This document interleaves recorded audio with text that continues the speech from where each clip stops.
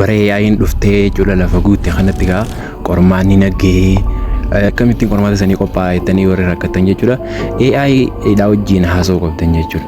AI wajjin akkamitti haasa'uutan gaafii yookaan qormaata jechuudha. Yookaan immoo kitaaba gartee isin dubbisaa jirtan san kan ifa ta'uu baatu ta'e jechuudha. Akka ifa isinii galchu jechuudha. Bifa very understandable ta'e jechuudha. Afaan keessaniin jechuudha. Feetan afaan Oromootiin gaafattan, feetan Ingiliffaadhaan jechuudha. Feetan afaan Amaaraatiin gaafattan jechuudha. Sirriitti isin hubachiisa jechuudha. Kana booda maal jechuudha? Rakkachuu naafee jira jechuudha.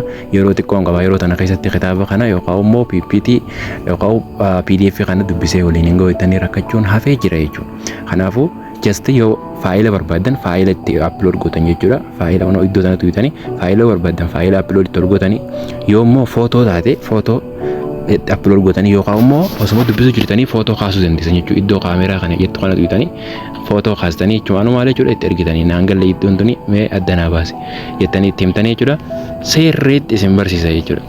Akkasumatti speak hojii godhuu dandeessan jechuudha. Hojii haasoo dandeessan yoo barbaadan. Directly waa'ee kanaatiin dubbisaa jira. Innis kana kanaafuu kana maal ta'ettee yaaddeettanii gaafattanii wajjin haasa'uun itis baay'ee maayyoota akka salphisa jechuudha. Kan duraan namni kitaabota garaagaraa jechuudha garagalchaa buluu jechuudha. Isin yeruma gabaabduu keessatti jechuudha bifa ifa galateen isin hubachiisa jechuudha. Saniifuu chaatii fayyadama. Fakkeenyaaf amma kun Grok jedhama jechuudha. Kun Elon Musk saniifuu fayyadamaadha jechuudha. Warroota biraatillee kanneen akka Gemini fayyadamuu dandeessan yoo barbaadan ChatGPT fayyadamuu dandeessan akkasumatti DeepSeek jedhamu jira jechuudha. Ammas Chinaadha jechuudha. Tokkoon jechuudha ha barbaadan keessaa fayyadamuu dandeessan jechuudha. Garuu immoo limitii warra qabu akka ChatGPT dha kun yeroo xiqqoo gaafa gaafattan isin dura limit godhuu danda'a jechuudha. Chaatii yookaan immoo tekstii isin barreessitan kun ammoo limitii hin qabu jechuudha. Limitii isin dura illee limitii isin fidutee illee kanaan jijjiiruu dandeessan kun yoo fasting kun ha isin har'a guyyaan fayyadamummaan keessan ka guyyaa irraa isin irraa cufame karaa ekspertii kana jijjiirtanii ekspertii ka johan tuwitan jechuudha.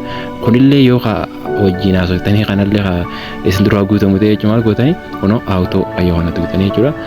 Kana sadiin kana fayyadamtan taanaan just qormaata keessa yookaan immoo kitaaba keessa san xumurtan jechuun ni danda'ama jechuudha. Kanaa fi kana wal fakkaatu teknooloojii wal barbaadan chaanala kana join godhaan afeerraa teenya jechuudha. Thank you so much.